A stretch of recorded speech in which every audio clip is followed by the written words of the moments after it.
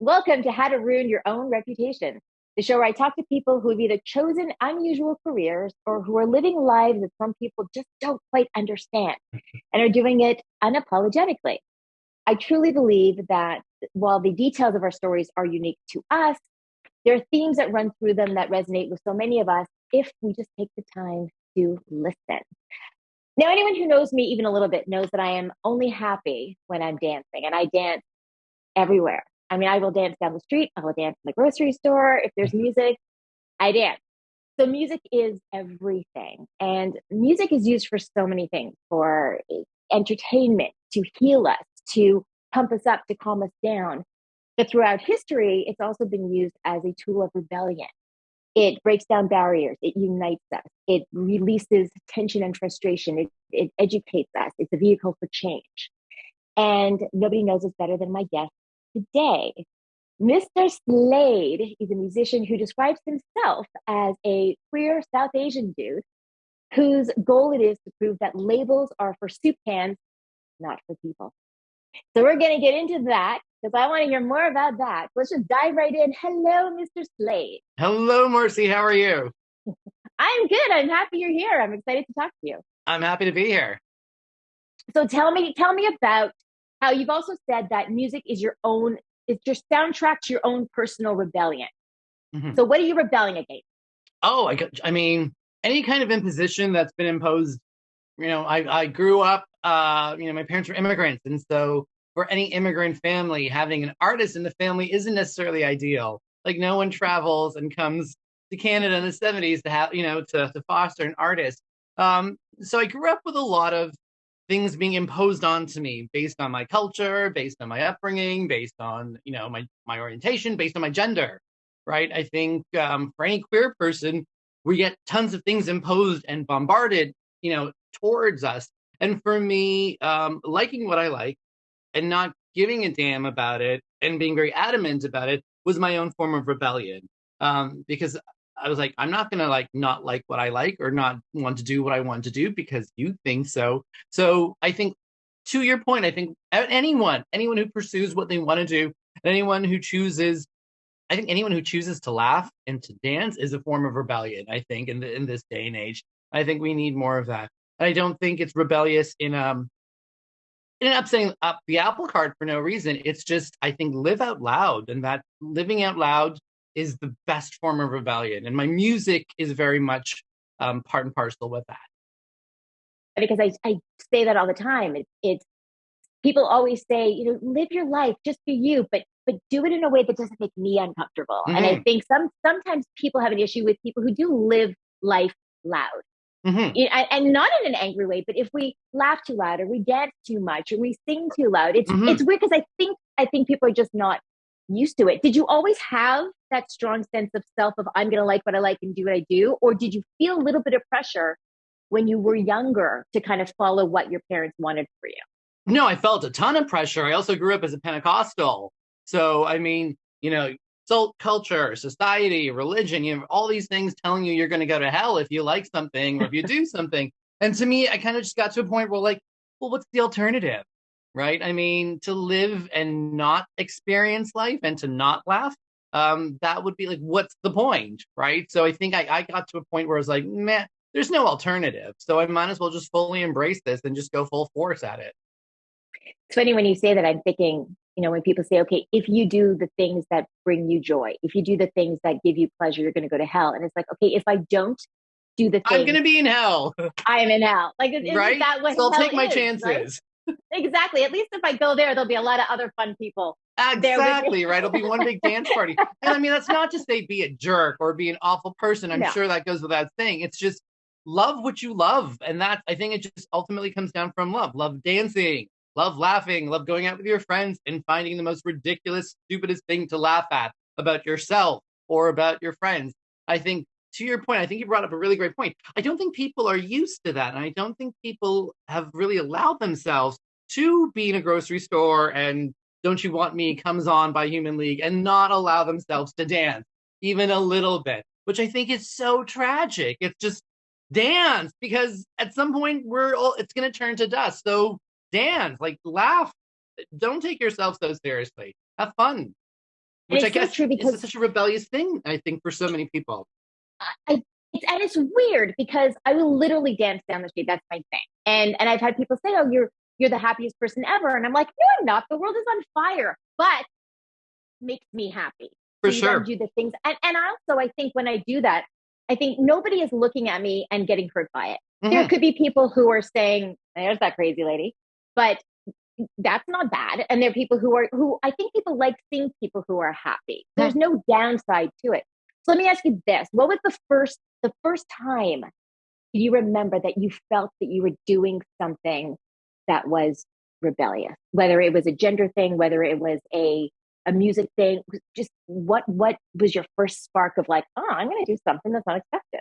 Actually, I was talking to a cousin of mine about this. I remember like we were 5 years old, and for Christmas, she got a doll set and I got a toy truck. And I'm like, what the hell am I going to do with this toy truck? There's no like drama or adventure. Like it just goes from side to side. So I begged to switch with my cousin because with a doll, there's so many adventures and so many fun things you can do. You literally cannot do that with toy trucks. To this day, I'm still baffled at what the appeal is of toy cars. Like you can't do anything with them. So I remember, and of course, getting dirty looks and like stern conversations, and like the reaction from our family was not very positive. But I kept thinking, well, like, what am I supposed to do with this truck? Like, it doesn't do anything. Like, Can't really dress it up for you can't. There's no adventures. There's no adventures to be had. So I remember thinking, well, screw you. No, I'll still take the doll. Thank you very much. Yeah. And when did you find music? When was that introduced? I took piano lessons for several years because that was fun, and then I hated it. And then I went to theater school, and so performance was the best avenue to kind of express everything, Mm. right? I mean, there's so much joy you have when being on stage, and I think it's contagious. And if you're enjoying yourself and you're finding your passion and your avenue, it's such a great opportunity to elevate other people too. So I kind of found, I mean, any performer will tell you the first time they heard applause was the greatest feeling in the entire world. I mean, not only does it kind of reassure you on so many levels, but it's the idea of like I'm connecting with people and I'm Mm. instigating joy. Like that is the greatest feeling in the entire world. So I would say in high school, and then I kind of like dabbled in music for a bit, and then I stopped, and I got a job in retail in my 20s, and I kind of um still love the idea of making people laugh and that kind of stuff. So I would just write silly songs for friends, and it turns out they were really catchy. And so I'm like, I should probably continue doing this. This is a lot of fun. And that's kind of what started me on my journey to music. I never went to school for music. I never studied music. I was never really um like music focused from a very left side of my brain. It was very much more right side, much more intuitive, creative, fun, more so than anything. So describe it, just because you mix a bunch of genres together to Yeah, yeah. create your own stuff. I mean, I initially I wanted music that I think reflected me. So, I mean, I think my friends will tell you, we go out, we laugh, we dance. It doesn't matter who's watching. It doesn't matter who's there. Anyone's welcome to come hang out with us and party with us. Just have a good attitude, laugh, make fun of me. Everything is cool. It should be this bubble of fun. I think that's contagious, and I think the world desperately needs that. And I think we all have a choice. Like you can go out and be miserable, or you can go and have fun. I'd rather go out and have fun, and I don't care if I look silly. So I really wanted my music to be kind of an aggressive anthem to that, where, go out, have fun, let it be aggressive, feel sexy, feel like a badass, know that you have a part in this world to play, know that you need to give back, know that you need to be compassionate, know that you need to share love. I think that's incredibly important, but have fun doing it. And so for me, that was the kernel and the idea of my music. And then music wise, I love Billy Idol and Twisted Sister and these really hyper aggressive, masculine, almost to the point of camp, like Mm. almost ridiculously masculine, like to the point where like, are you being like it wasn't, it was like, are you being serious? But it was hilarious, right? I think music of the late 70s, early 80s really captured that great. So I wanted that kind of essence to it. And so whenever I write a song, I'd meet up with a guitarist and I'd be like, I need to have like a or like a kind of AC/DC, Guns N' Roses, Billy Idol. You're at a leather bar. It's 1982. It needs to have that kind of feel to it. And that was kind of how I started my music. I wanted it to be dancey. I wanted it to be fun more so than anything. And I like to describe my music as, it allows you to feel like a badass when you're doing your dishes. where you're doing the laundry, turn it on, and for 3 minutes and 15 seconds, you can pretend you're in the back of a motorcycle, being your badass self. And I think it's cool to allow yourself to be that way. I listened and it's fine. It's really fun. But for me, I think the word that comes to mind too is eyeliner. I just picture a lot of That is perfect. right? Okay, perfect. I will use that. Yes. My music is like eyeliner in the color red. Right? But it's just you have to, that's what I'm picturing, Yes, especially that's from that time. perfect. That's a great time in music. Yeah. So go back just for a little bit. I just want to jump to what you had said about labels, the feeling around labels, because that's a big thing right now. Everybody's talking about labels. People want them, people don't want them, people feel empowered by them, people don't feel empowered by them. Wow, what's your take on that whole thing? I'm inundated with labels and I'm born with labels, and I don't think they really mean anything to me. I think on a personal note, because I'm much more interested in what can I accomplish and how can I make you feel, for lack of better words. Like, where can we connect besides our labels, right? But I think I've kind of also realized there's power in labels in the fact that you can destroy them from within, if that makes sense to me. So the idea, again, I'm a queer brown guy. Brown guys generally don't do metal music or do rock music. That's not necessarily something they do. Neither do queer men. You generally don't gravitate towards metal or rock or alternative. And I think instead of recreating the wheel, why not, join in and expand the tent and expand the notion of, yeah, I am queer. I can listen to metal. I mean, I'm a huge Madonna fan. I've got a Kylie Minogue tattoo on my chest, right? Why can't I listen to AC/DC as well? Why is that like straight people music? Why is that categorically straight people music? That to me makes no sense. When I join in and expand and push those boundaries from within, to me that made much more sense. And so I wrestle with labels all the time because, again, on a personal note, I don't think they mean anything. But on a personal note, I think they mean everything. If your intent is blowing them up.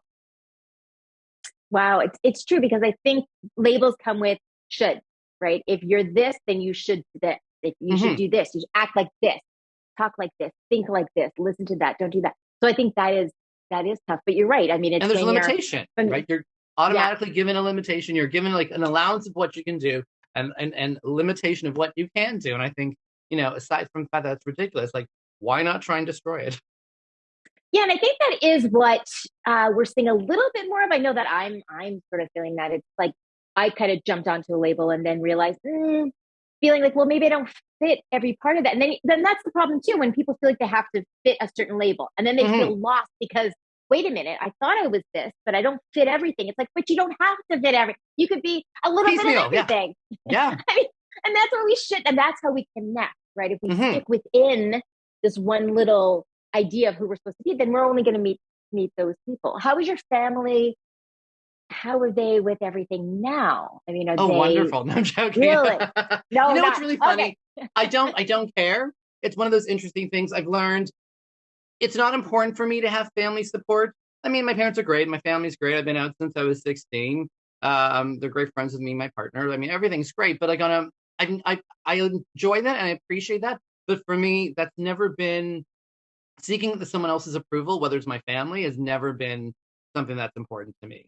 Which I know sounds really cold, but it's never been important to me. I think more or less seeking my own approval, I think it means a lot more to me.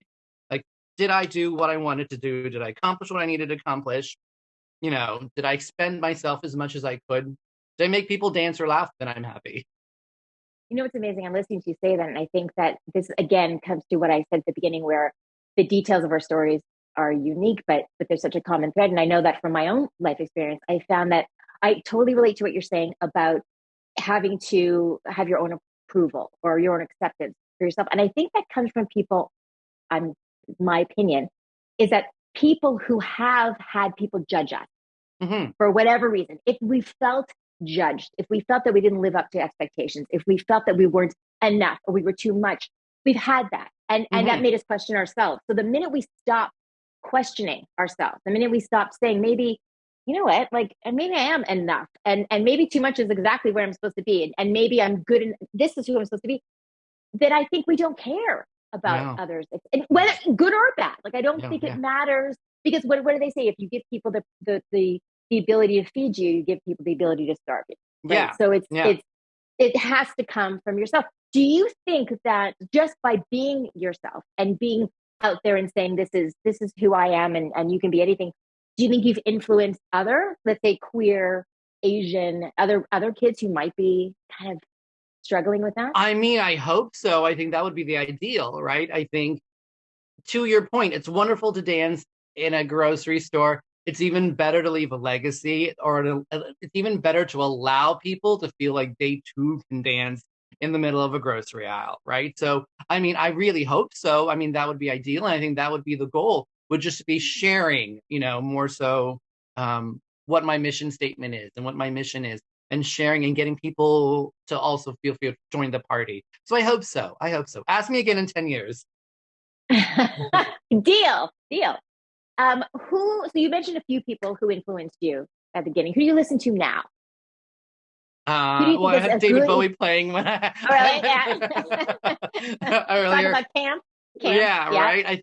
I grew up in the 80s, 90s. So of course, uh, you know, anything from the 80s and 90s is great. Everything from the 60s and 70s is great. I mean, I think everyone listens to everything now. I think that's the nice thing about having music be so readily available. Is, I love the fact that everyone's listening to Kate Bush for a while. Like, ever since Running Up That Hill was on on Right. on, on Netflix, everyone started discovering Kate Bush, and like, ooh, there's a totally different type of genre and a different type of vocal or musical expression. So I love that, and I love that we live in a world that we can do that. So I listen to a bit of everything. Well, you gotta. I mean, I'm such an '80s cheesy pop girl, and then I like '90s alternative and whatever. But yeah, there's always going to be a place in my heart for cheesy '80s pop. For sure, right? Yes. Do you think there's anyone now that's kind of important? Do you think there's anyone that's doing something important with their voice? Yeah, I think Little Nas X, I think, is Yes. like, I mean, talk about breaking down barriers. I have nothing but respect for him. I think, there's people like him. I think Lady Gaga is also really great. There's a lot of queer artists that are coming around now, which I think is really, really great. And I love the fact that they're all in slightly different genres. Like Orville Peck, for example, is a really Mm-hmm, great mm-hmm. example of, doing folky country music, but being unabashedly queer. So I have nothing but like absolute respect and admiration. And I love that. I love that. Again, people are, more and more people are kind of adopting that idea of like, yeah, so let me do what I want to do. It's funny because I was thinking about that too. How it's not hasn't been huge, but there have been in the country music scene, which you wouldn't expect. There have been more openly queer Mm-hmm. musicians, and that's pretty amazing. That's because there's queer people who listen to everything. For sure. And to your point, though, I think what's wonderful is I think people have allowed people like Orville Peck, Miranda Lambert, or other queer artists, especially in the country scene, to kind of speak to their hearts as opposed to their heads. And I think that's the wonderful thing that these artists have been able to do, is they're not necessarily they're themselves, but they're also inviting everyone to kind of join their party too. So I think that's a beautiful thing. It's an exciting time, I think, to be queer and to be a musician. Well, yeah, I think to your point, because it's not the music. When I asked, is anyone doing anything important, just by not trying to give a message. I mean, I think that's what's so cool. Just like you said, they're just being themselves, Mm-hmm. and they happen to be queer. It's not Mm-hmm. that they are putting out queer country or queer pop. It's just Yes. that they're just putting out music, and I think that's what people are kind of realizing. Oh, I like this artist. Yeah. Oh, like I don't care what's going on otherwise. But here's Yeah. another question. Just thinking about that, do you think you could listen to and enjoy an artist whose personal political beliefs your face you didn't agree with? Oh, that's such a good question. I must like take Ted Nugent for an example, right? Mm. Like, great musician, some great songs, but like, I don't know. That's such a good question. But and to your point, though, I think probably a lot of conservative right-wing people who have problems with gay people probably ask that same question themselves, right? Like, can you listen to a Sam Smith song, hate his lifestyle or whatever, but still be able to appreciate that? If someone's promoting hatred and division, then that's the no. That's a no for me. So I would Okay. say, I think that would be the line. Different political opinions, different views, different religions, whatever. That's great. But I think if you're actively sowing hatred and division, then that's a big no for me. I really hope ABBA doesn't do that. I'd be devastated. It's so that happens so much now with everybody kind of being outed for things that they've said, and that's I do that sometimes too. I'm like, I really like this person. Please don't be horrible in your life. Right? I don't want to stop listening to you. It's pretty right. Yeah. Yes, please, ABBA, don't do that. Please don't say anything weird, ABBA. And it's funny because I'm guessing that when you're talking about how some people who are very politically right and would they listen to, so I bet privately they listen to whatever they want. It's just publicly, and that's kind of a shame. But yeah, no, that is a tough one. I want everyone to figure out where they can hear you and see you. And you're in Toronto, so we're definitely we have to go out dancing together, for sure, 100%. We are absolutely going. But I want people to hear your music. I say I loved the remake you did of "Call Me" by Blondie. That's just fun. I mean, Blondie. How can you not? Right? Please, please, Debbie Harry, don't say anything weird. Let's not jinx it. I know. Oh God. So where can people find you and listen to you?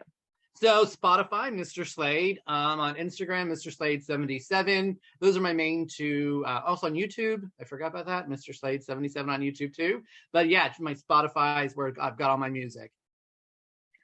Well, I love you. I love chatting with you, and I'm looking forward to our dance party. Me too. So thanks for being here. Anything else? Did I miss anything that you want to say before I let you go? No, I don't think so. Not this time. We're going to be meeting again in 5 years, and we'll have a rehash. I think we should do it every 5 years. Absolutely. I agree. I'd love that. See what barriers we've broken down, and what the music scene is like. Yeah, I would love that. I would love that. Completely taken over the world. Okay. Thanks so much.